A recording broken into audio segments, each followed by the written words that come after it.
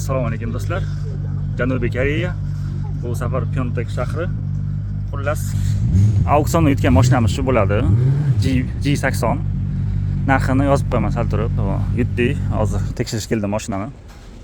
Bu birinchi qo'ldan sotib olyapmiz mashinani auksion orqali. Bozor narxidan 5-10% arzonda. Xullas, mashinani butunlay tekshirib javob yozib qo'yaman hozir.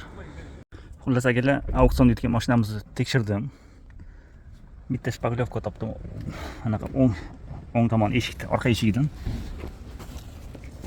Salonda ayrim joylarda qirilgan joy bor ekan. Xullas, shu mashina narxini yozib qo'yaman. Aniq o'zim ham bilmayman. Firmamiz mashinasi edi. Shildik bo'yicha 21-yil 11-oy. Probegi 109.568 km. Rangi yashil.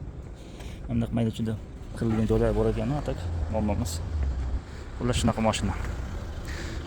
Auksion orqali mashina kerak bo'lsa murojaat qilasizlar. Yutib beramiz. Bozor narxidan $2-3 ming arzoniga. Mayli, salomat bo'linglar.